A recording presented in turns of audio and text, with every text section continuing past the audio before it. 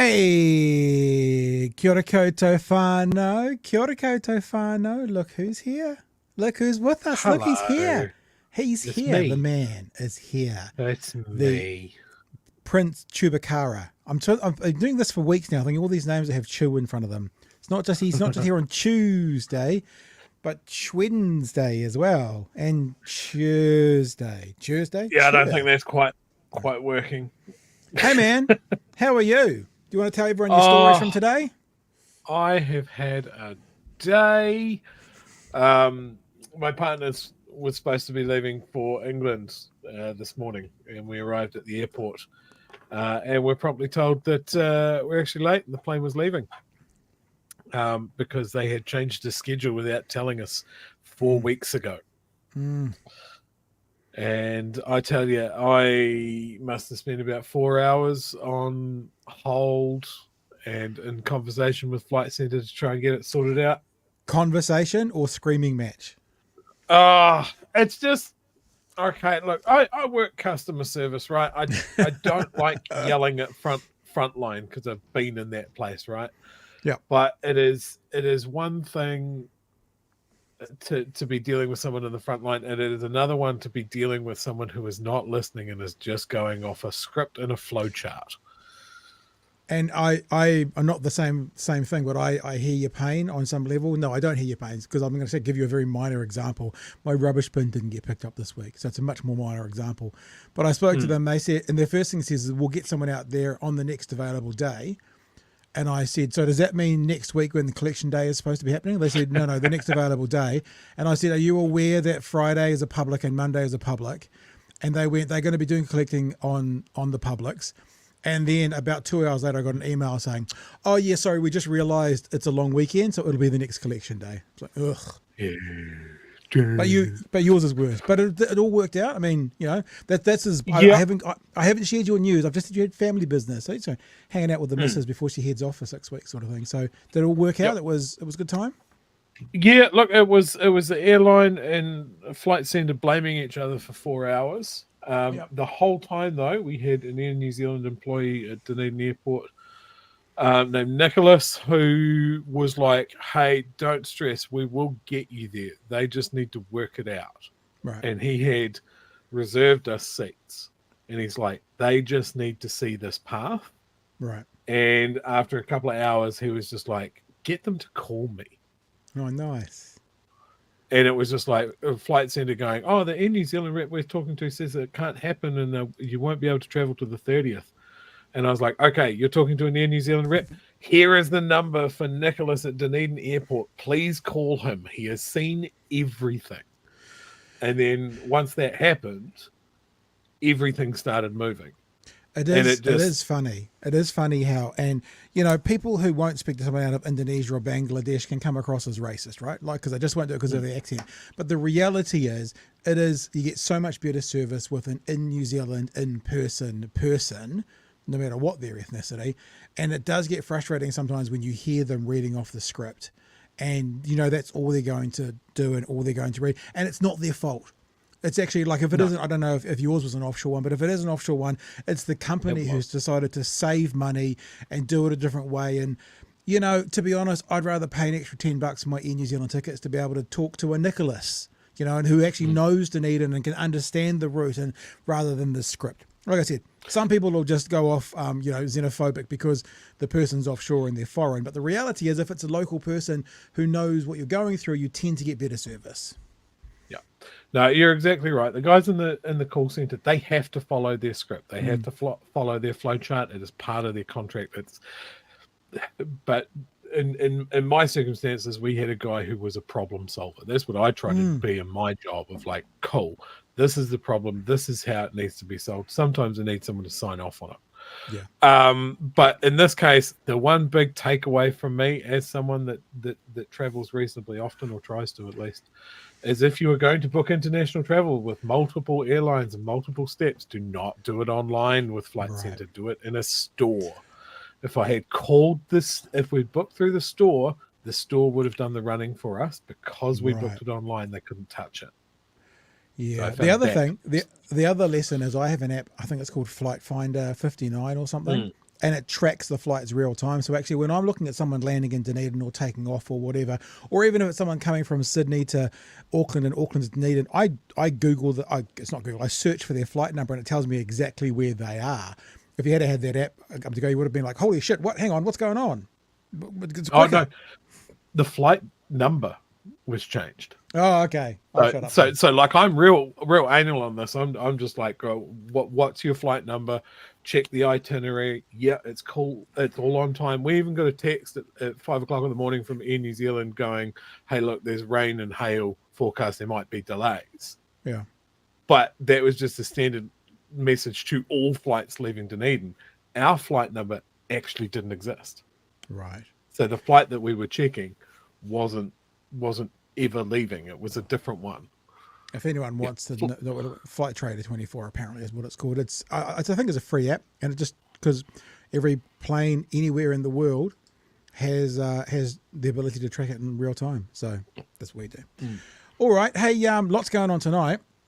We actually saved a chat for you for tonight, Chewy, believe it or not. Oh, yeah. Okay. Yeah. We had Aaron with us last night, and at the very end of the show, I saw there's this one going on at the moment about Karen Plunket, but I just think if we talked about that tonight, Chewy's already given me enough grief that we talked about Winston for a whole week that he wasn't here. I think Chewy's head would explode if we did it last night. So we're doing it tonight. And interestingly enough, between last night and tonight, I have more information about the story we're going to talk about. So yeah, your head will explode, just so you're aware. But oh, good.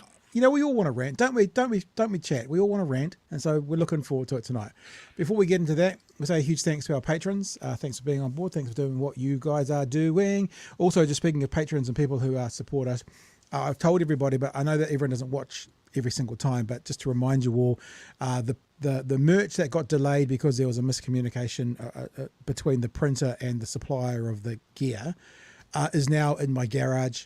I'm going to pay my children to pack it over the weekend because that kind of admin will drive me mad, because not only is it that hoodie to that address, but it's that hoodie plus the free thing we were giving, remember, in that bag to that address, plus there's no free things left, so it'll be another thing, another that's not the size. So yeah, that kind of admin will I wouldn't survive the day.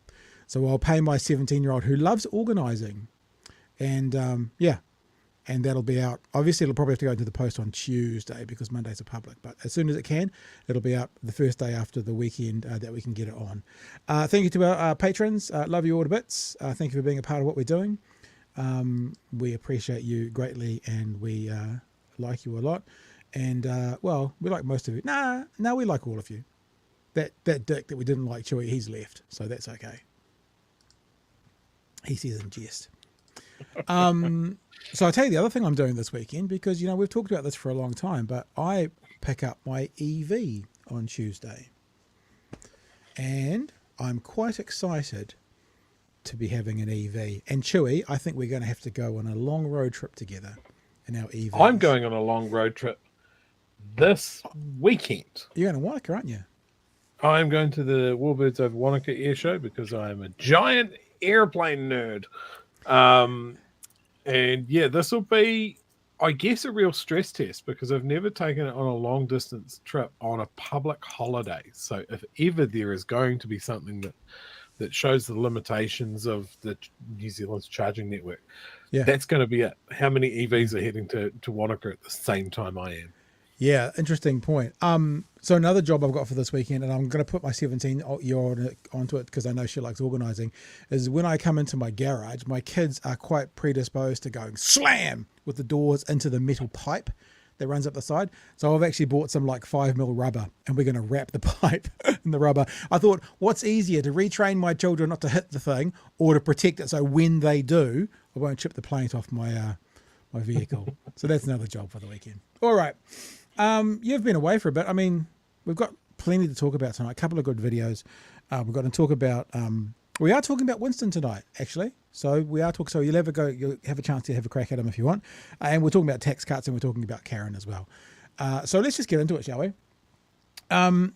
We are going to start with Karen McAnulty and Chris Bishop talking about tax cuts. It's only one clip. It's about 4 minutes. I'm sure we'll come in and out as we're talking to it. But a couple of big things out about this and that comes out of this. We are continuing to see and say that these tax cuts, and Karen uses this question, are coming at any cost. So they're making these tax cuts at any cost. And one of the things that frustrates me most about this conversation is one of the reasons that Chris Bishop says they're sticking with their tax cuts is because we haven't had one since 2010. Now, I don't know about you, Chewy, but that doesn't feel like a good enough reason, because we haven't had one since 2010. He says it a couple of times like it's a good reason, because the people want one, because we haven't had one. We'll talk about this when we get to the end of this clip as well, as to what it actually means, because I did some numbers today, and it becomes fairly obvious that the people who need a tax cut, who need more money, aren't getting one, and the people that don't need it are going to get one so small it's going to make no difference. We'll look at that towards the end, looking at actually Chris Bishop's income and salary himself. So here we go. Let's have a look at tax cuts at any cost with Karen McAnulty and theBISH.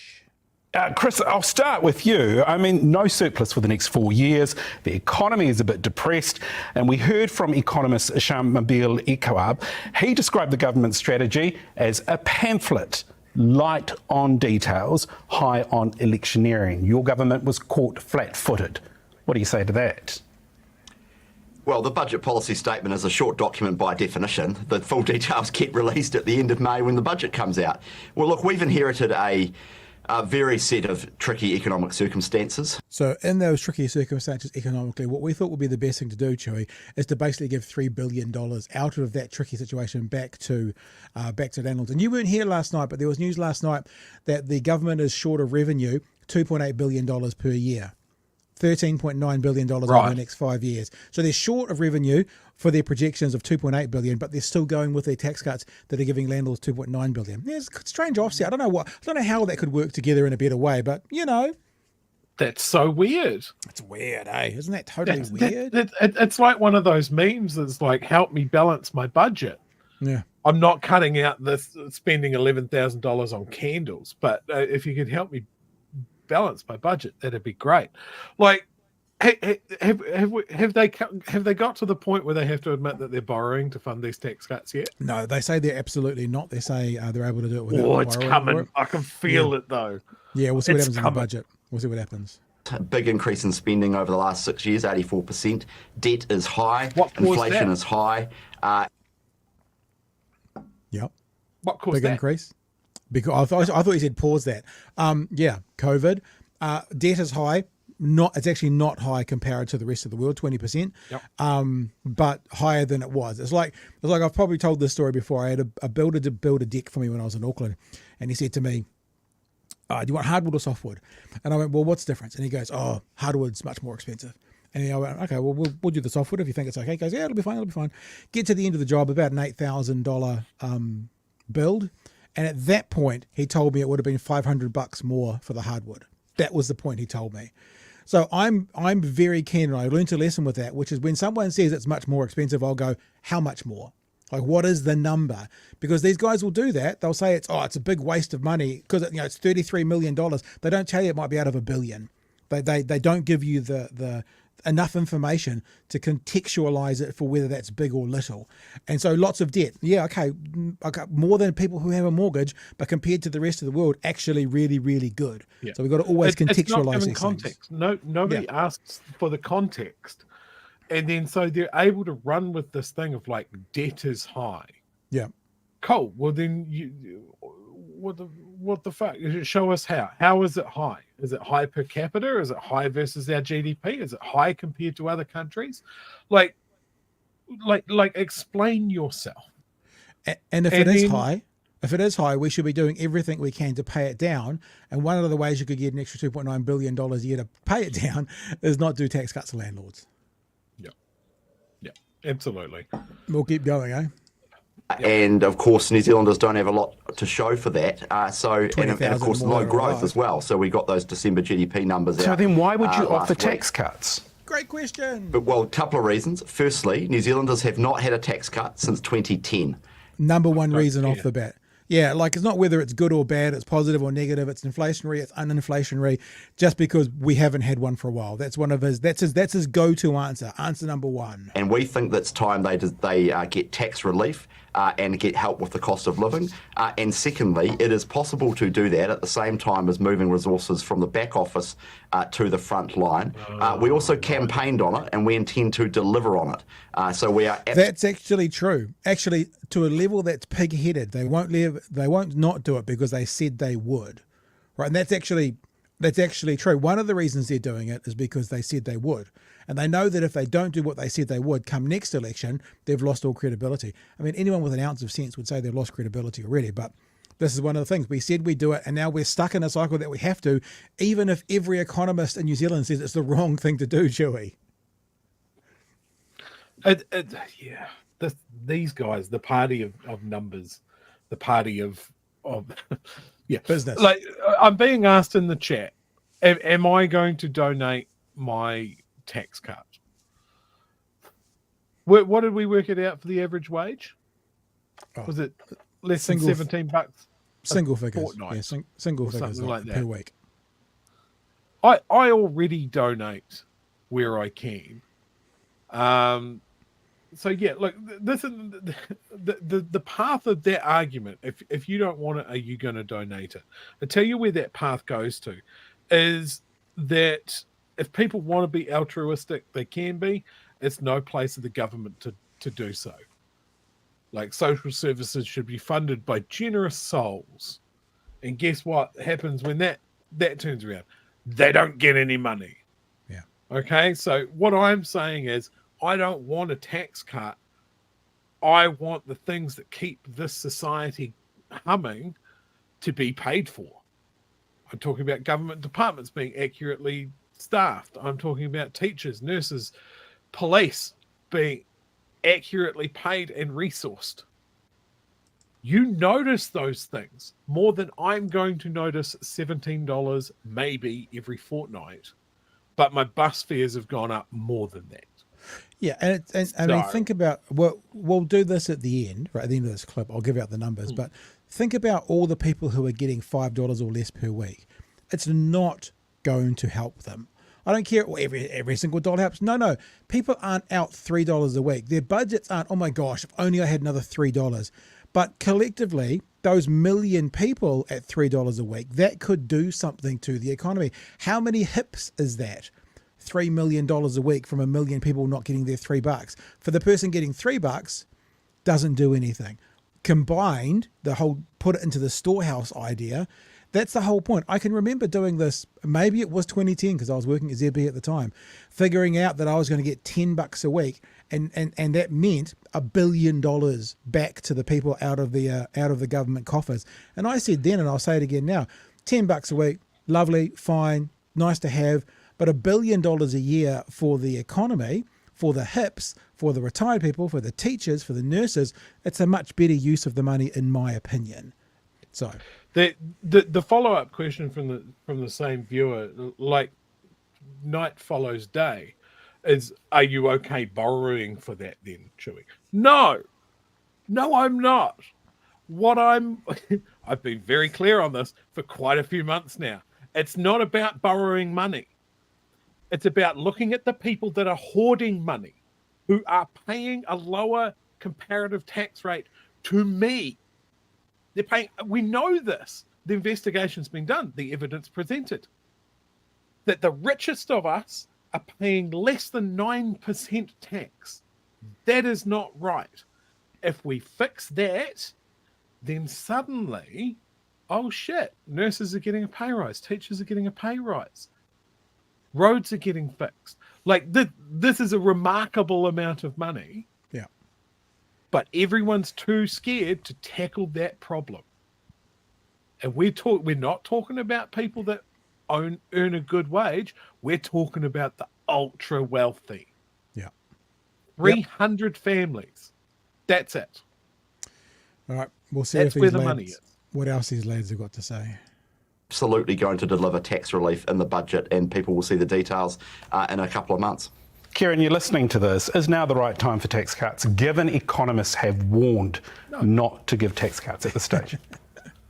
Yeah, look, when the National Party loses, economists, they really should take pause for thought there. When you've got the likes of Cameron Baggery and Brad Olson and others saying, or at least questioning whether this is a smart move at the moment, it is a hard thing to sell, I think, when New Zealanders are losing and the things that they care about, and there's questions about other things that really make a difference, like school lunches, etc. When the government is giving $2.9 billion to landlords and then say, no, we can't afford the services that Kiwis enjoy. No, I don't think this is time for tax cuts. The National Party's plan didn't add up before the election, and it doesn't add up now.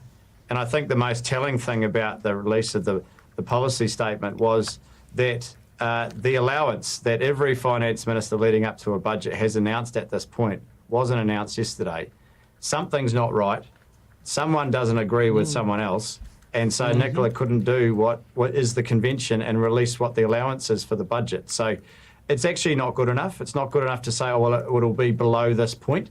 If the finance minister basically should just do what everyone else does and be upfront with Kiwis as to what's going to be spent. The difference between Now, that was said by a few commentators yesterday as well. Basically, the reason that there is a lot of wiggle room in that announcement yesterday, the statement, is that they haven't got everything across the line yet. And they've got to go through New Zealand First, who doesn't want tax cuts, and ACT, who would go much, much further with tax cuts. And so you're going to have this room where they've promised tax cuts and they have to negotiate with someone who wants more and someone who wants none. And that's why they've been, according to several commentators, that's why they've been a bit... well, I think Shamail Jacob talked about it's a pamphlet or whatever word he used. So this is part of it. What we need is a side-by-side column, right, of what we can't have so these landlords can get their tax cuts, right? We can't have vital national infrastructure protected in the long term. We can't have kids being fed and kids being able to take the bus to work to school. Yep. We can't have disability support. We can't have this, that, and the other thing. And you go, is this worth it? This is what you get if this is what we're taking away from you and the people around you. And like, it's not being anti-tax cut. It's going, there's so many reasons why National should just take a knee on this and go, you know what? We've had a look at the books. The numbers don't work. You know, they can even spin this however they want. I think blame Labor. They could blame Labor. They could blame Labor. They could go back on the fact that, like, hey, look, we're good economic stewards, even though that's not backed up with history. But they could say it, and they could get their numbers to work. They could take stock and redo. If you have a position and you keep that position in the face of evidence, that's crazy. Yeah. And I actually think in this conversation, it comes up, we'll go back to it now, that about when John Key promised tax cuts, he had to actually say first time around, okay, we have to put these off because we can't. He actually did that. I think that comes up in this conversation. Us and between Nicola and Grant Robertson is that Grant would publish an allowance in the budget policy statement and then break it in every budget. We're intending to publish a budget allowance in the budget and stick to it. That's part of the reason why we've got such big increases in spending is that Grant But Chris, we do know that former Prime Minister John Key, he also talked about tax cuts, but he held off for a year. Do you think Nicola Willis would consider this and maybe hold it off for a year? The National Party campaigned. Everyone remembers the election campaign. It was the centrepiece of the election. So this just shows how terrible they are at politics, how terrible they are at actually. So basically what you're saying is, if you start, remember the business party, if you started a business and you said to the shareholders and to the board as the new CEO, we're going to go in and we're going to do X, Y, Z, X, Y, Z. You got into that business and you saw the books and you realized you couldn't do that. And if you did, it would be detrimental to the business. The right thing to do as a CEO would then to be to say, hey guys, we've looked at the books. It's not going to work. So we're going to reassess. We're still going to get there, but it's not going to happen now. To actually say, he's actually saying, because we promised we were going to do it, nothing else matters. We have to do it. It's a terrible, terrible practice, and it's a piss poor business practice from the I'm good at business party. Yeah, absolutely. That the National Party alongside our coalition government won to deliver tax relief because New Zealanders have faced a prolonged cost of living crisis and have not had a tax cut since 2010. Who cares? That is 14 years that New Zealanders have been waiting for adjustments. You can count. Well done, son. To tax brackets, and more New Zealanders are paying higher and higher rates of tax. We think we can get spending under control, get the debt curve trending down. Okay, so here's the challenge. We think we can get spending under control. Okay. There's this philosophy in business about what money do you spend. Do you spend tomorrow's money, which is the invoices that go out? You shouldn't spend that money. Do you spend today's money, which are the invoices that have come back to you? Probably not. Do you spend yesterday's money? Tomorrow's, today's, yesterday's. You want to spend yesterday's money. You want to spend the money that's in the bank, not today's money or not tomorrow's money. You want to spend yesterday's money. These guys are saying we can get spending down. So, okay, here's the challenge. Get spending down and then do your tax cuts. Like don't do the tax cuts. Don't do the dessert first and go, we imagine that our first two courses are going to be really good as well. Get your first two courses really good and then have the dessert. Don't throw the dessert out first, because what you're saying is we have to do it. They haven't done it since 2014. We promised it, so we're going to, and trust us, everything will be fine. That's what they're saying, Chewy. It's an absolutely classic thing to under-promise and over-deliver. Right? Yeah. Can you imagine if they ran their election campaign on even the same things that theBISH is saying here? It has been a long time since tax relief has been delivered. We believe that New Zealanders deserve it. We want to deliver them for the second budget, right? And then you get in and you see the books and you go, oh shit, things are worse than we thought. Thank God we didn't promise tax cuts this time round. Or alternatively, get in, you see Labour's built up a big surplus and you go, you know what? We'll drop this on people in the first budget. Yeah. Like, either way, you come out on top. Yeah. What they've done is they've made some stupid promises. Well, it's more than that, though. They've made stupid promises, and now they're being so pig-headed to stick to them. So everyone makes election promises that they're not going to be able to fulfill, especially in a coalition. But step one is they made stupid promises. Step 2, 3, 4, 5, 6, up to probably step 99, is now they're forcing them through. That's the thing, yeah? All right, well, this has got about 45 seconds to go. Down and deliver meaningful tax relief to middle-income New Zealanders, and we will deliver that in the budget. Your question at the start, at what cost? That's the key issue here. And we're already starting to see the cost of these tax cuts, but the real answer to that won't be revealed till later. The forecasts show that there's nearly $14 billion less revenue coming into the government. They're choosing to give what revenue they do have away. And I think we're going to feel that in reduced services over time. And that's actually not what Kiwis want. It's not giving it away. It is letting New Zealanders keep more of the money that they earned in the first place. I think that's quite a telling comment, that giving away things is equivalent to letting people keep more of what they earn. It's different. $2.9 billion. Okay, let's just move on to another topic. 2.9, it's a really hard thing to argue, isn't it? $2.9 billion to landlords. So here's something I want to show you. I went onto National's calculator and I put in Chris Bishop's numbers, right? 300,000 salary, that's what it says. That's the pretty much what ministers get. They can get a bit more.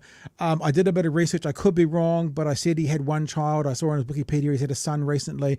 Maybe he's more. So I don't know if it's exactly right? But the number that it spat back at me was $40.10. A fortnight. I've even got that wrong. A fortnight. So $20 a week is what he would be getting. So that means my tweet is actually wrong, Because what I've said How much is a pack of smokes these days? Yeah, more than that. Chris Bishop was pontificating on how tax cuts are going to help people today. The ones who need more money will get $2 to $5 a week, which doesn't help.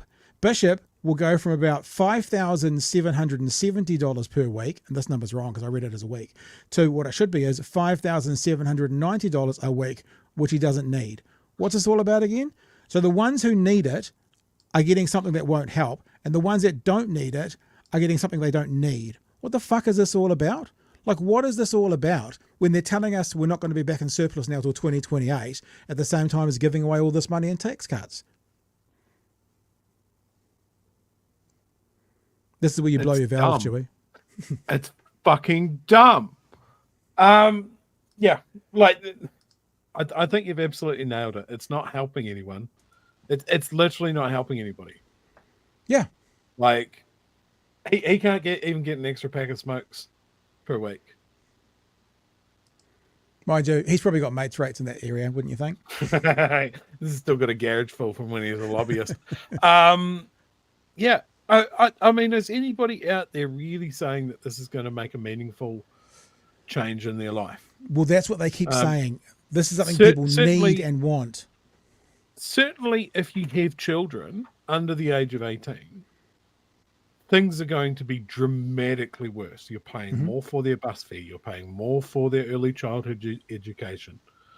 You're paying more for, nothing's being done about the supermarkets. Fuel excise is going up. If you're disabled, if you're finding it hard to feed your family, potentially that's on the chopping block as well, that there's not food from the school. It fundamentally is going to be worse for people at the lower end, just like we said it was going to. Yeah. Just like it always has been for National.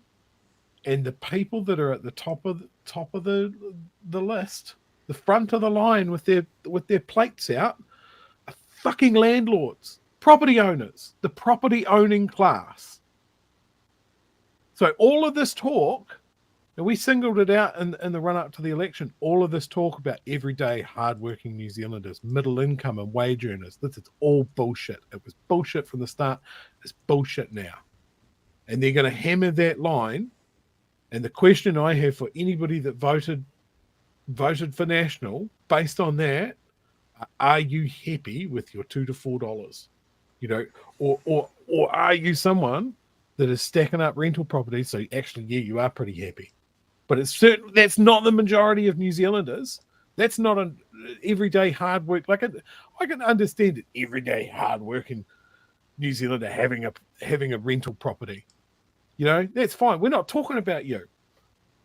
We're talking to the people that have 5 or 6.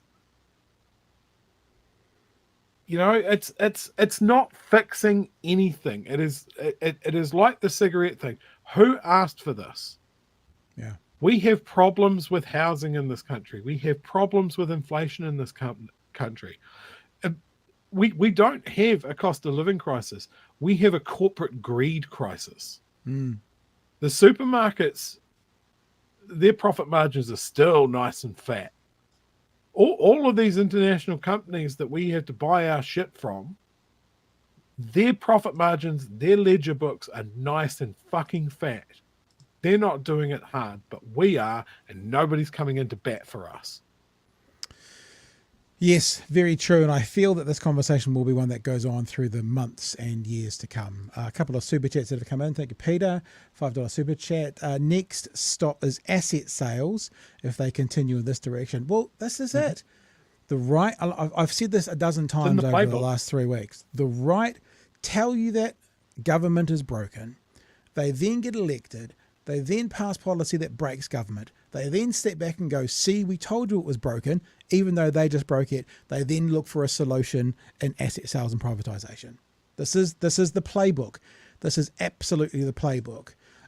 Nate, I think it's Nate, N-A-T-E. Yep, $5 super chat. Thank you for that, sir.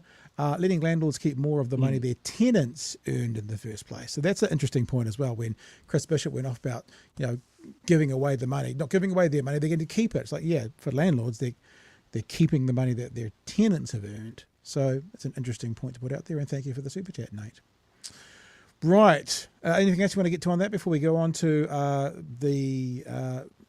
there was a hate crime perpetrated in the last 24 hours. This is not a setup for a joke. I know sometimes we're a bit silly, but there was a crime in the last 24 hours that has been deemed a hate crime by the police. You don't hear that too often in New Zealand, so we're going to get to that now, unless you've got anything else to cover off on that one there, Chewy. Oh, I just have one problem. One comment here. If you looked at how many MPs across all parties, there is a lot of landlords. They're looking after their own pockets. Oh, absolutely. It's a massive. Is that appearance of a conflict of interest? That is a fucking conflict of interest. People aren't voting against their own self-interest. Oh, if you remember. Just remember. Well, for the very reason that it actually leads to perceptions of bias, rightly or wrongly. I just say to you, that's the perception. Whether that's real or not doesn't really matter. Oh, so it doesn't matter if it's real or not when it's the journalists getting paid from the government money, but when it's landlords getting paid and passing policies that are going to help them, no, not a word, not a tumbleweed. And our regular listeners will realise that I've already solved this. No MP should have investments. They should divest. If they want that job, if they want to get paid by the public to make decisions that affect the public, they should not have investments. If I was to join you in that conversation, what I'd probably say is no minister. But I still think probably what they should just do is do what they do in America and put them in a blind trust. So basically, they can't know policies they're passing and how they may or may not impact their portfolio. I think that's probably more realistic. But they can liquefy all of their assets, turn it into cash, put it in a bank account, come back to it after they're sick of being an MP. Yep. Okay. Problem solved. No conflict of interest. No investments. So we seem to be becoming a bit of a culture war conversational podcast here. We've got a couple of topics from tonight. Here's the latest. Not that I'm not minimising this, by the way, but a particular group in New Zealand has started what seems to be a bit of a trend of painting out rainbow crossings as a protest, committing crimes in the art of vandalism and more in the art of protest. So this has happened again overnight, and it's been treated incredibly serious by the police. Let's have a look.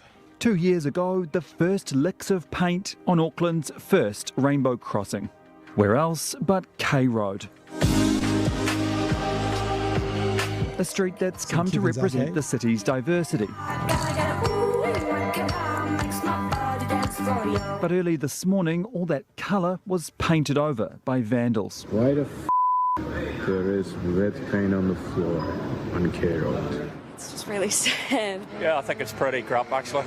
We're just showing that this has brought us together more in terms of how we'll just show love when hate comes towards us. Police asked for help finding 3 suspects who fled in a grey or white vehicle with black roof racks and mag wheels at around 3:20 this morning. Pretty recognisable vehicle.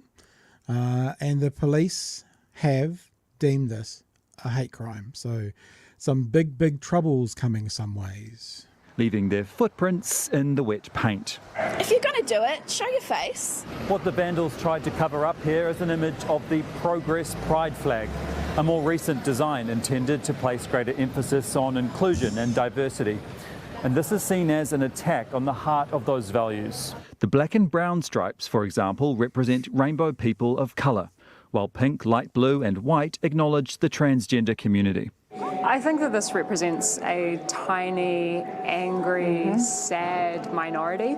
Destiny Church leader Brian Tamaki says the vandalism on K Road was not a directive from him, but he did organise to have Gisborne's rainbow crossing painted white on Monday. The following day, Destiny Church followers protested outside a drag event at Gisborne's library that also drew counter-protesters supporting the rainbow community. These people who are forcing and pushing their gender ideology on our children, on our schools, on our businesses, on our roads and everywhere else. Gisborne Council repainted on our roads, forcing their gender ideology on our roads. For God's sake, imagine if the pavement decided to identify as a road, Chewy. What the hell would the world come to? Pushing it forward on our roads, you fucking moron. I guess we're lucky that Brian Tamaki is not forcing any ideology or anything on kids. No. He's very live and let live, Any lifestyle you want, just Yeah. go for it. He doesn't want to force anything down anyone's throat. Pardon me. Rainbow crossing yesterday. But in the afternoon, protesters gathered again to oppose it, armed with spray cans, and police arrested 5 people for preparing to commit a crime. That would be resisting arrest Peter as well. Lynham is chair of the Auckland Rainbow Community Church. It looks to me as though potentially the destiny is trying to light a spark that will set off a new culture war. I'm hopeful that it won't happen. A culture war fought on a rainbow. So, it has been deemed... Actually, did it say it in that story? I know in the TV1 story they said that they've been deemed a hate crime. So, it's a hate crime. Hate crime, incredibly serious. They've made... they've approached a house in Flatbush in South Auckland. Ironically, not making this connection, but it's interesting that that's where Destiny Church is based as well, South Auckland. And it's going to be really interesting to see what happens from here. One more thing I want to show you, okay? This is something that Brian Tamaki put out today on his Twitter feed. Let's get rid of all these rainbow washing. Tell us what you think. Let's do a quick poll. All rainbow crossings need to be removed from NZ streets. Now, if you click on this right now, like, let's go do the poll together, shall we? We I had a good laugh. We can't do the poll, Chewy. So we can't see what the results are. Except people started posting them, right? Should we get rid of them? Oh, no at 71%. No at 73%. No at 78, nearly 79%. And so kind of funny that 79% no. Ironic that, there's a little few memes there. That's a good one as well, from Sabrina the Teenage Witch. That the people have spoken. Now, he's all about democracy, I'm sure. So therefore, he'll now shut his fat fucking face and we'll never hear from him again. I'm just guessing that, Chewy. I'm just guessing. I was talking about this with a colleague of mine who is part of one of the groups that's represented by that flag that they're trying to whitewash out. I am quietly confident that this is going to absolutely blow up in Destiny's face. Yeah. Because I don't think he realizes how deeply unpopular he is and Destiny is. Yep. Like, their activities over the past few years have not been viewed as a mass movement. They've aligned themselves with the anti-vaxxers and the anti-lockdown and that sort of thing, which, as much as they were vocal, they were a minority. Yep. And they're doing this, and I just don't think that he's on the same page as, like, he's talking about this being a mass movement rather than an incitement of just his followers. He's not convincing people here. He's not winning anybody over to his side. I think the vast majority of New Zealanders are, at worst, live and let live. You know, the days of this venomous opinion towards the LGBT community is it's just gone. It's just gone. So he can do this. He can talk about Nazis. He can involve Waka Kotahi if he wants. It's just so dumb, because all of these things, these crossings are done by local councils, and of course they know what they're doing. Like, I know Dunedin's still discussing its one. I hope this inspires more places to go out and do rainbow crossings. Was thinking about Dunedin. The interesting thing about Dunedin, there is a rainbow crossing in Dunedin. It's at the airport, which is privately owned. Imagine if they tried to have a crack at that one, because hasn't been paid for by the public. It's on Dunedin airport land. It's been paid for by the airport. It's a whole new level of crime, destroying private property. Another one altogether. I was just thinking, if they decided to have a crack, what would happen with it? I would like to see, if this is the way things are going, right? I mean, they could just go out and buy some white house paint. It's kind of cheap. If you're responding in kind outside of a Destiny church. You've got to go and buy a whole bunch of different coloured paints. It's a lot more labour intensive. But I hope someone does. I hope someone just marks the road outside of Destiny church, so they've all got to see it. A horrible rainbow, very gay rainbow. Obviously, rainbows created by God, but sure. Something else about that. I don't know if, maybe it didn't say it in the news hub story, maybe it said in the one story. The fucking morons who painted it out used water-based paint. So when it rained today, most of it, a good portion of it actually then washed away. Now that's a good thing for cleaning it up, but how stupid do you have to be not only to be involved with it, to do it, but then to use a paint that basically the rain is going to get a good portion of it and wash it away. Morons. Don't know what it's for, but JK just chucked us $1. Thanks, man. Appreciate the $1. And then another one from JK, so that's like $6 technically. Brian just admitted he incited people to commit a crime. He did indeed, which is a crime in itself. Arrest him. He did indeed. He said the story said that Brian said that he instructed them. Yes. Okay. Is there anything else in the chat you want to get to, or should we get to our next? We've got another culture war story coming. You're going to enjoy it. Oh, good. But we're going to talk first of all about, well, gosh, maybe this is as well, but it's about Winston Peters and David Seymour accusing Auckland University of basically being the KKK, or as bad as the KKK. Jesus. So. Far out, man. We did this story, I think, on Monday night, Chewy, because I haven't done it with you, have I? So I think I did it on Monday night. No. And the rest of the media, as you always know, the media do follow us, are kind of only just picking up on it now. Now, for people to give a nutshell of it, there was a sign put up at Auckland University that a portion of a room or a room was set aside for a particular reason, for a particular person, for a short period of time for Māori and Pacifica. I don't know what that reason is, but we did the whole talk around discrimination and legal discrimination and all those kinds of things. And that has got a little bit of traction through the week because ACT, they sent out a tweet about it saying, that it's segregation, yada, yada, yada, yada, yada, showing their true race-baiting form. And as you know, Chewy, and people who watch know, we've been saying this for a long time about ACT, that they're not about equality for all. They're about oppressing and pushing down brown people. Because if it was, for example, let's say it was a Christian room for Christians, or it was a woman's space for women, this wouldn't be a story. But because it's for people who are mostly brown, have some melanin in their skin, it's a terrible thing. If it was a women's reading group at Auckland University, women only, they'd actually be supporting it. They'd be like, yes, spaces for women.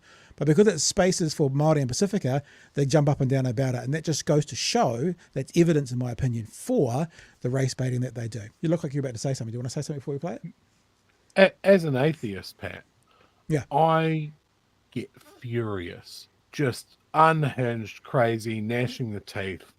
Can't move on with my day every time I see a multi-faith prayer room. Yep. Yeah. Because it's not for me. Yeah. It's actually not true. I just carry on with my day. Yeah. I heard the sarcasm, but there might be some Winston supporters watching who don't understand it at all because they think everything they're so confused because normally when Winston speaks, it sounds like sarcasm because the words coming out are so ridiculous that they just think it's truth. They can't figure it out, so they're all lost in things.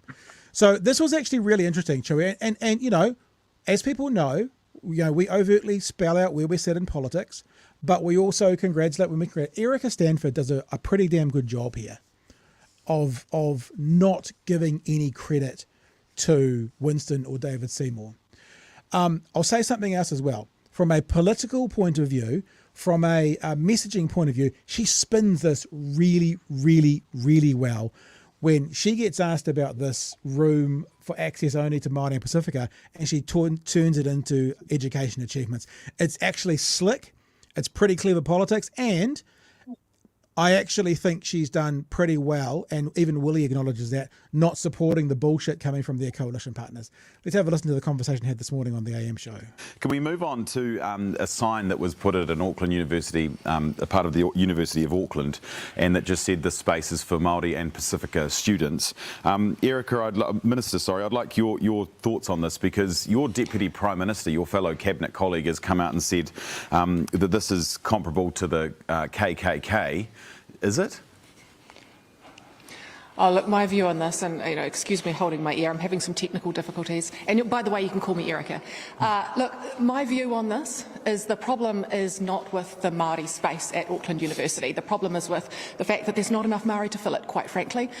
Look, whether you like them or hate them, it's a great answer in a political sense, the way to spin it back to what she wants to talk about. And she does denounce it as well as we go along. I'm just saying it was slick, Chewy. That's all I'm saying. That spin was slick. I am very impressed with that. And actually, Willie agrees with her. Hangers last year, so that is a great answer. Yeah, no, it's a slick answer. With the Māori space at Auckland University, the problem is with the fact that there's not enough Māori to fill it, quite frankly. 20% of our young Māori are at curriculum for mathematics by the time they leave intermediate school. And that is not good enough. That's why we are focused on a knowledge-rich curriculum, the right teaching practices like structured literacy, structured mathematics, to make sure our young Māori students are at curriculum by the time they leave intermediate. They're going on to get NCEA, and guess what? Being able to go to Auckland University. I mean, if we're going to be talking about anything, that is my job, that's my passion, to make sure young Māori students are succeeding at school and going on to live the life they want. And if that's going to Auckland University, fantastic. You can just understand, Chewy, that there'll be these members of cabinet going, are you serious? They fucking said that, and we're going to have to defend it because they're part of our coalition. And Christopher, Mr. Luxon, my Prime Minister, can you please pull them in? And again, I mean, she didn't denounce it then, but she made it pretty clear that it was pointless bullshit conversation and she didn't want to talk about it. So I give her a pass on that answer, Chewy. Maybe I would like to have seen her denounce it as well, but that was about as good as you can get, I expect, from a coalition partner to a couple of racists. She said some absolute clanger stuff in the run-up to the elections. I don't think much of her as a minister. I worry about a lot of the things that she'll do with her education portfolio. But what we just saw there was pretty good. Yeah. I think the answer is, from now on, every time she does an interview, even if it's face-to-face, she should just do this. This is obviously keeping some of the brain juice inside her head to give her the good answer. Something's not leaking out. I jest, Erica. I jest. Let's keep going. But do you agree with two of your cabinet colleagues, both David Seymour and Winston Peters, that this is racial segregation? Oh, look, I think that the key here is that those spaces have always been there. They were there when I was there. And I'm not sure that that is racial segregation, because I've been in those spaces myself back in the day. I mean, they were there 30 years ago. So look, I know that, not a lot of us have had time to look at the comments that the other two party leaders have made, but I will go back to what I said, is we are failing young Māori students. And if we should be talking about anything on this show, that's it, because that's the travesty, and we have to do something about closing those gaps, because more and more Māori students under the last government, I'm sorry, Willie, were not getting NCEA and not even having the opportunity to get to university. That's what we should be talking about. That's what I will say one thing, though. It probably wouldn't take us very long to find in the archives Erica Stanford criticising a Labor thing, which is pretty culture wars. Now, I don't want to take away, it's a good answer. She did actually denounce it there. She said they've always been there. It's not a big deal. Get over it. But if we can show her basically accusing Labor of something that Winston and Nash and Seymour are currently doing, I'm sure she's had her turn playing culture wars. What I would hope is that this would be some kind of way forward from here, that this kind of peripheral bullshit in politics could stay there. I don't feel very confident about that, Chewy, but if she could be showing this when she's in opposition again, saying, when you were in government, you didn't want to talk about this because you knew it was all bullshit. Well, let's just stick with that plan, shall we? Just a thought. This is another excellent example of a national MP also correctly identifying a problem, and then we have major problems with the solution. She wants Māori to succeed in a European framework. She wants Māori to succeed in the face of more sanctions and just nobody is given the tools that they need. Like, everyone's given the same tools, whether it's helpful or it's equal, it's not equitable. There's nothing there to say, well, why aren't these students getting NCEA? They're just saying that they aren't, and it's probably the teacher's fault, and it's probably because we're not doing reading, writing, arithmetic. We're preparing people for an old world, not a new one. Yeah, it's true. But she's correctly identified a problem that needs solving. Yeah. Well, Willie's about to have a crack as well. See what he's got to say about it. What do you think? You reckon he's going to be pro or again? We'll find out. Willie, I'm sure you've got a lot to say about this because they've come out and called it racial segregation. I'm guessing you disagree. Well, I'm glad Erica. Look, I don't disagree with a lot of what Erica's just said, but the reality is you got a couple of idiots here. All right, you got Seymour and Winston. They're trying to sidetrack a racial segregation apartheid. What a load of nonsense! As Erica said, this has been in place for the last 35 years. You know, they so want to get off themselves. Winston's been embarrassing himself. The students are attacking Seymour, and now they're going down this idiot route, this has been part and parcel of the universities. If Fessel Collins set up the Pacific Room, Rangi Walker set up the Māori Room. Did you hear that? But listen to that bit about who set up the Pacific Room if people missed it. Part and parcel of the universities. If Fessel Collins set up the Pacific Room, Rangi Walker set up the Māori Room. So universities have an obligation to look after minorities, to look after women, to look after Rainbow, to look after Pacifica, to look after Māori. Tell Seymour and Winston, let's get rid of the rooms here then, because we've got a Rainbow room here, we've got a Māori room here, we've got a women's room here, we've got a Pacifica room here. Absolute rubbish from these two. These two guys are so looking to sidetrack things. And Erica, I'm sorry, Nicola. It's all right. That's a compliment. Well, yeah, that's right. Well, you take it that way. But Erica rightly points out what the problem is in terms of Māori. And I'm pleased National are not going down this mad route in terms of talking about apartheid, separatism. This is just sidetracking everything, taking the emphasis off them. Last week we had Winston. What was Winston talking about? He was talking about, now today he's talking about the Ku Klux Klan, and last week he's talking about apartheid. Mad stuff coming from these two. Concentrate on what's in front of you, but also, hey, how about getting rid of, we've got all these spaces here in Parliament, Lloyd. You know them all. They're great spaces. They're open to everyone. It's a disgrace what these two are coming out with.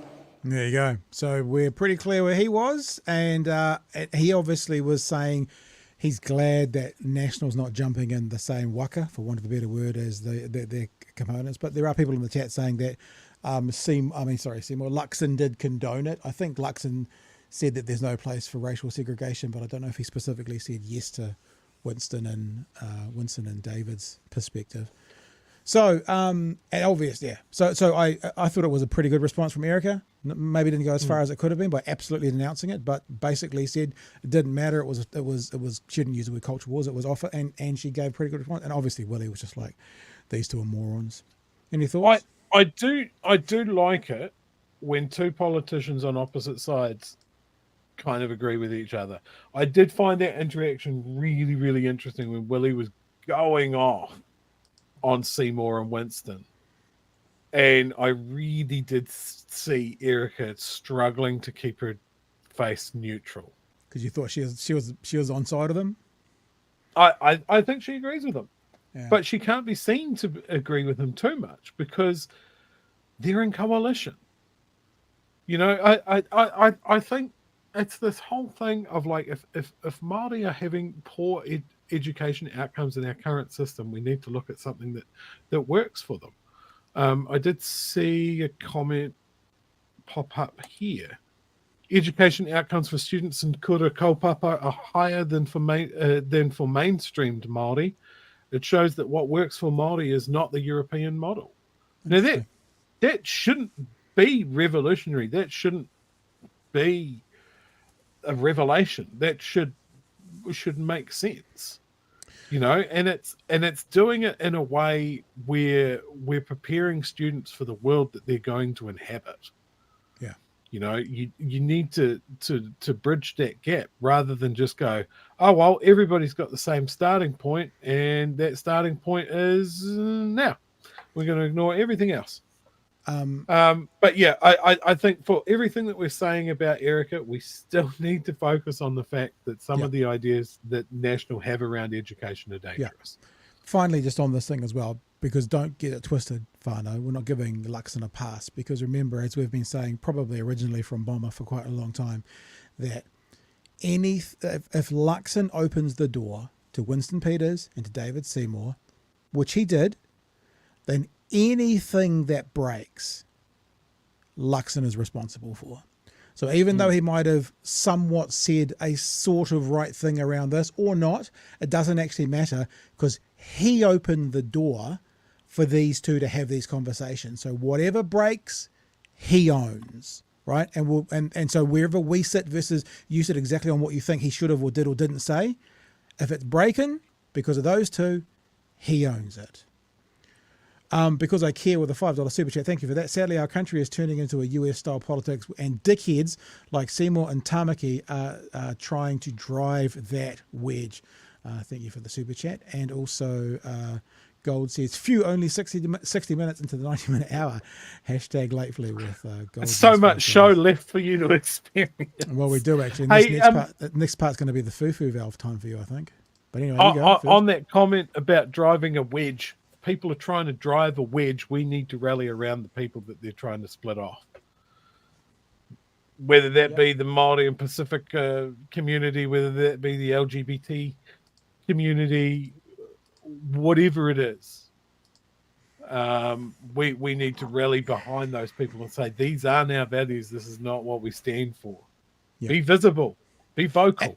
And for those of you who have chosen to be vocal and visible with a buffer t-shirt or hoodie, they're getting wrapped up this weekend, the ones that are still waiting to come out, and they'll be out to you next week. So there you go. So you can be visible in that way. And yeah, there you go. We are the buffer. Thank you, Raywin.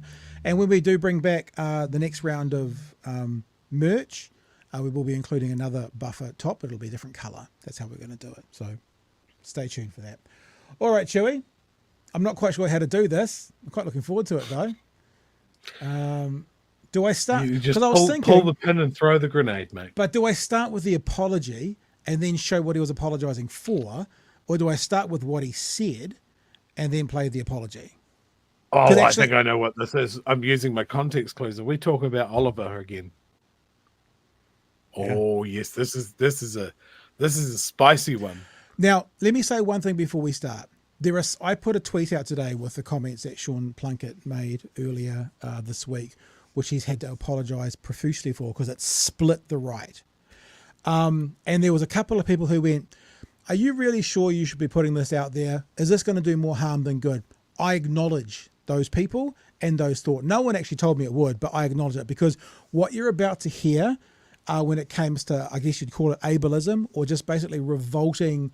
If you're listening to the audio podcast, I'm doing the biggest air quotes the world has ever seen and saying the word joke, like the air quotes are the height of the Empire State Building, that he thinks is a joke, is one of the most repulsive things I've ever heard. Like, honestly, and I'm giving you fair warning.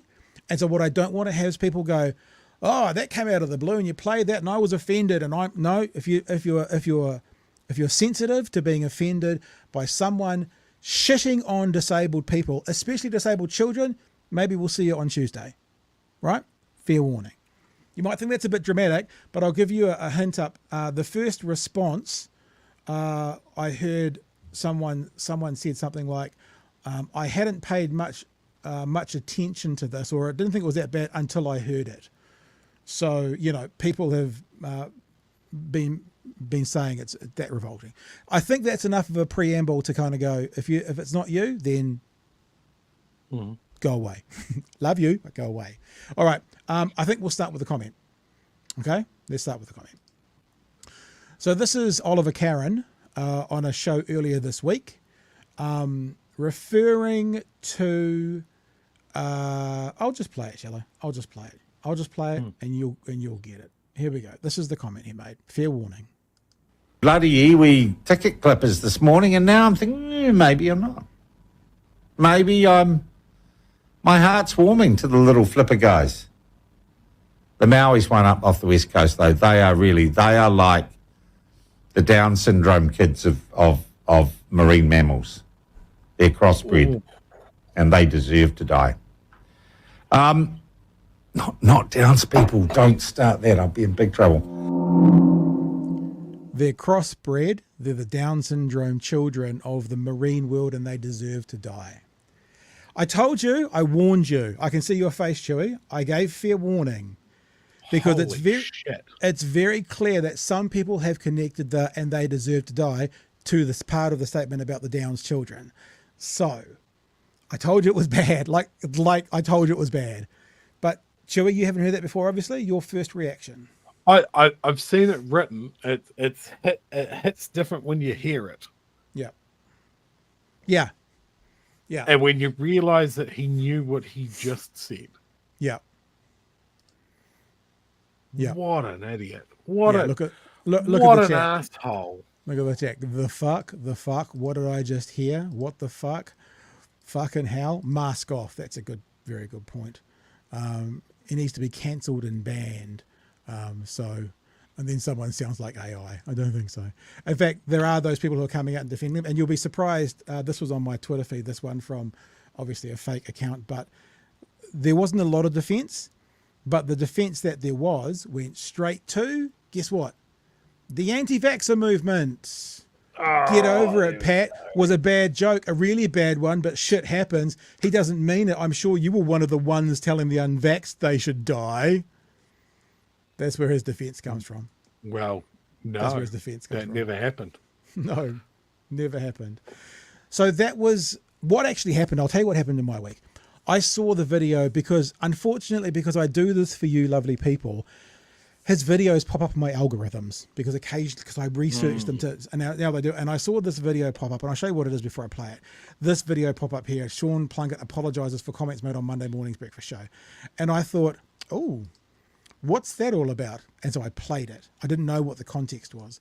And he starts off by talking about a group of people that have been having a crack at him. And I part of me was kind of going, is he talking about us? It's not us because we didn't know about this. But at the very start of this apology we're about to play, there's another question about this, Chewy. Because he's apologised, is all forgiven? That's another question to ask as well, because that's what we tell people to do. We tell them to apologise and show contrition, do we? However, at the start of his apology, he blamed a, quote, pile-on cyber attack for one of the reasons of having to do the apology. Should we just play it? He got hacked. He got Facebook hacked. No. He was saying, pile-on cyber attack, meaning people were attacking him online. And it sounds to me like he's saying, because of all the people attacking me online, I have to do this. So it sounded to me like, now I want to be corrected if I'm wrong, it sounded to me like he was apologising because of the attack, not because of the words he said. Let's have a listen to the apology. I'm going to start with an apology. An apology largely in response to, unfortunately, I think... Largely in response. So a good portion of this apology is largely in response to... a kind of pile-on cyber attack by some people who don't get on with me, some people who might imagine they're competitors. You see how at one stage I was thinking, what have we done? So the apology is largely because of people who don't like him piling on, right? So it's not largely because I said a fucked up thing. He said it's largely because these people, who we'll tell you about them shortly, piled on. Of the platform. Foremost amongst them, a gutter snipe, self-styled journalist who... Still wasn't clear if it was us or not. ...is a buffoon and a bully into dirty politics. I'm not even going to bother with his name, but... Cameron Slater, that's his name. I'll just put it out there. It's Cameron Slater. Oh, Cameron Slater! They leapt with glee, these people. Wow. Okay. Upon some comments I made when discussing the Hectors and dolphins, and in particular Maui dolphins, around the Sale GP on Monday. And during my discourse on that, I made comparisons with these dolphins due to their strange genetic makeup to a group of vulnerable New Zealanders. He even said their strange genetic makeup. It's like, do you understand digging a hole? Like so you're just saying because these kids have a strange genetic, do you think that's not possibly offensive to like the parent of a kid with Downs? You're going to keep digging? He can't even do an apology. Like he's stumbling around. I'm going to have to apologise because I was ganged up on and by horrible people, and people have been taking my words out. Sorry if you were offended. Fucking Jesus Christ, man! Just say your mouth ran away with your brain. You said something dumb. You're a big dummy. And you continue repeating that for 30 minutes, and we'll call it quits. 100 lines saying I'm a big dummy. And that may have been taken not in the humorous way I intended it. And actually, so it's your fault for being offended. It's your fault for being offended. It was a joke and you got offended. It might have been taken in a way it wasn't your fault. Your fault. Looking back, I'm going to be honest, it wasn't that funny. And using First fucking true thing you've said your whole life, mate. a group of people who face unique challenges to make a joke isn't actually very cool. So I'm just going to take that on the chin. Not very. Was a dumb thing to do, and it was insensitive. No, it's not very cool, man. What a deeply uncool thing to do, Sean. And I seem to have upset. Well, I haven't genuinely upset some. Some of it's trolling. But I have had a couple of messages from people who are genuinely upset on behalf of themselves and those they care for and those they live with and their community. And so what happened, I can remember a complaint being made to Sean Plunket. I can remember it being quite a big thing he did on here. And it might have even been Suze Wilson made a complaint.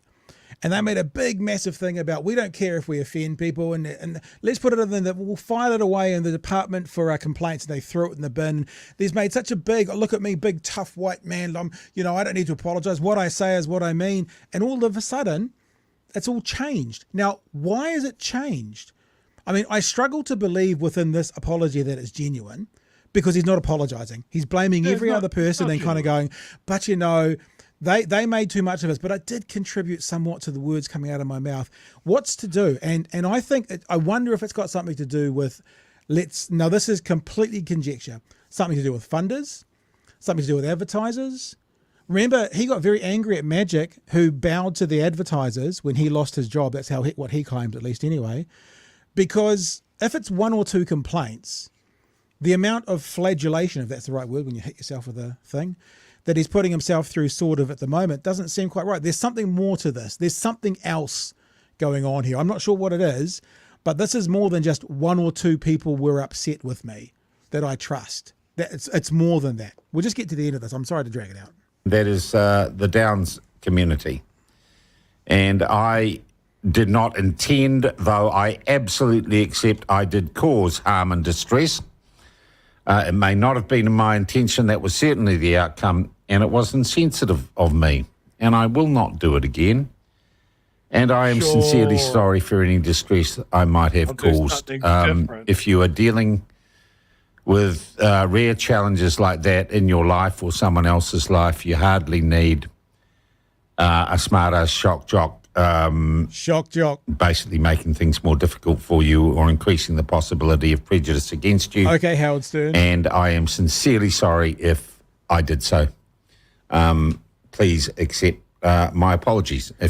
There you go. So I mean, look, as it was. But let's give him something. All right. The last 30 seconds is how it's all he should have said. Those last 30 seconds should have been all of it. He used the word sincerity, apologise, yada, yada, yada. But he spent so much time talking about the cyber pile-on, people attacking, trolls, blaming everybody else. And then he spent 30 seconds going, yeah, I was wrong. I'm sorry. So here's a question though, right? And this is a genuine question. He's apologised. Is all forgiven? Because that's what we normally say, apologise. But we had an off-air conversation about him apologising for something the other week, right? And that was fair enough. He used the term pogrom. Oh yeah. That was fair enough. I mean, you hadn't heard the apology, and I shared I said he'd made an apology, and that sounded. He was like, I didn't realise the full context, I apologise. And he moved on. Yeah, no, that's a fair point. That felt genuine. That felt acceptable. This feels like scapegoating other people for blaming me for just being. And I mean, it does piss me off when people who like aren't comedians or who don't work in comedy think that they can do jokes. Like I listened to a podcast called Your Mama's House with Tom Segura and Christina P, husband and wife. And Tom is a raw comedian. I listened to one today where he was talking about, you know, he just makes they're misogynistic jokes sometimes, they're ugly jokes sometimes, but with the context of relationship with him, and you know what the comedy he does, you know, and him and his friend Bert Kreischer bought a house for Habitat for Humanity last week. In the middle of their podcast, they bought a whole house. So you can see his heart, and you get a better understanding of what his whole picture is. He's now calling himself a shock jock. What the fuck is that all about? You know, some person who goes, it was a joke, like they've got the ability to, you know, kind of Dave Chappelle something, or to, you know, Hannah Gadsby something. It's a cop out. If your apology has to have a 10-minute preamble, about how dark forces are allied against you and all of this sort of bullshit and carry on, and there's all of these reasons and all of these excuses and all of that, it's not an apology. Just fucking walk away. Like, you know, I'm sorry if you're offended. I've had someone do a formal apology to me and say, I'm sorry you were offended, and I went, cool, so everything else you said is garbage. The one thing that you said there wiped it all out. Try again. No. And you're right. The last 30 seconds, that was an apology. The actual apology was much shorter than the other shit. Also, can we just talk about Sean railing against two things that people absolutely fucking love? A tiny, cute dolphin and Down syndrome people. Like, the chat's going off, people going, oh, I fucking love Down syndrome people. They're always happy. It's true. Like, why would you go and to draw a straight line between this dolphin's inbred and fucked up and should be killed, just like Down syndrome people, is that's wow. Oliver was calling for sponsorship for the next eugenic idea from the platform of Hurricanes Wahine tour to be withdrawn for their haka. Maybe his sponsors have been in his ear. Maybe so. Now, there's one last part of the story. Actually, I don't want to drag it out too long, so let's just get towards the end of it. And that is not that screen. Sheesh. Or that screen. I think it's that screen. There we go. Nasty argument over Down syndrome dolphin comment. Tells the whole story. And there's a group of tweets here, and it features Cameron Slater and Sean Plunket. Cameron Slater, 4 days after World Down Syndrome Day 2, the man is a pig. Sean Plunket, I can understand why you are particularly upset by this. Cameron Slater, keep digging, Sean. I have a handicapped relative, but you just keep on digging. Sean Plunket, I heard both your parents and that were first cousins as well, which would explain a lot. Cam Slater, are you back on the sauce? Put the cap back on the bottle, put the bottle back in the cupboard, and go have a lie down and sleep it off. You might make it into work on time. Sean Plunket, what was that, dolphin boy? Cam Slater, so let's be straight. You compare Maui dolphins to Down syndrome kids, say that they should be killed, cop negative pushback, then you issue an apology that you prefaced with an attack on me and others, essentially saying you are only sorry because you got busted. Then after that, after you do the apology, and the thing cuts off there. And there are other people, like, I mean, I actually, you know, full disclosure, I know Cameron from a former life. I actually messaged him and asked him where the original audio was, and he pointed me to where it was so we could play it tonight. And that was on another kind of right-wing, you know, MAGA yay site. So this is what it seems. You know, when you find the line, it feels like finally he's found a line where some of his colleagues, and I say colleagues meaning in the same part of the world, said, enough is enough. You pack of pancake batter. I always get that quite wrong, what you call them, but something like that. And so there's a scrap. We're talking about going on Oliver being the discarded skin of custard. Something like that. So there you go. There's the story. And Chewy's going to go for a little break now because here we go. Let them fight. Let them fight. What is that from? What's that movie? I know that. Chewy, we can still hear you, but we can't see you. While Chewy tries to sort his life out. Thanks, Peter. for the $2. Donate. Chewy's in 1984 at the moment. Donate to IHC to repudiate this. Mr. Arvids, $2. Are you opening Discord? I think we've gone too long tonight. Sorry, dude. We probably should have done that. We'll find one for you next week. Modi Order. I don't know what's going super on chat. with my camera. You look fantastic, though. Peterson, No, Karen Plunket on the platform. $2. Thank you, sir. $2 from Nigel. Plunket should be prosecuted for hate speech. Interesting. I don't know if that would technically reach the level. Oh, Chewy's gone all. Non-apology. I'm sorry you felt offended, says Inat. And thank you for the $3.50 super chat. And Will Appleby, a $5 super chat. Plunkett's cash cow, Wainwright Jr. runs ECE centres. I reckon Wayne didn't want the parents of Down syndrome children breathing down his neck. Yeah, it just feels like there's something more. Because coming from this person who's just like, I'm never going to apologise. Why do I apologise? It's just a joke. You know, of course you can punch down. Of course you can do this. You know, then all of a sudden it's quite a, well, it's not really a grovelling apology. It looks like it's a forced apology, which might actually make more sense if it is involved with the sponsors. But that's pretty much the show, Chewy. You've popped off for a couple of minutes. Anything else you want to come back with? Anything you want to fill out on? Anything in the chat you want to get to? Did I have anything start there? No, I think we're all good. Easter weekend. Everyone have a good Easter weekend. We will not be here Monday night. Easter Monday. Drive safe if you're going anywhere. There's already been too many. Always remember, I remember when I used to work for Classic Hits, I used to do the public holidays and stuff. And one of the things I can remember saying when I was doing the weather about being safe on the road, I'm like, remember two things. The first thing is if you take 10 extra minutes to get somewhere, but you get there alive, or you get there with someone else on the road being alive, that's a pretty good deal. Most of us would take that. And the second thing is, if you don't, and this was true at the time because I was doing the weather, if you don't care about yourself and your life on the road, can you please think about my family? Because they're currently driving down to Manukau Heads to go to a family bash. So if you don't care about yourself, that's fine. So be it. But think of the other people that you speeding or driving recklessly or something might affect as well. It'll just certainly be something nice to do. And if you are going to Warbirds and Wanaka on Sunday, I might be walking around in a BHN hoodie. Who knows? Oh, cool. Crazy go say hi to Chewy because he likes that. Yeah. He likes that. All right, brother. It's good to have you back. Thank you for coming in tonight, for deigning to come and say good day tonight. We've appreciated that. Thank you all for being with us tonight. I've been working today on clips and stuff over the weekend, so make sure you subscribe to the YouTube channel and you hit that notification bell because it means when something drops, you'll get to know about it. And I've got a bunch of clips coming out over the weekend. And I've started to do Facebook much more regularly as well.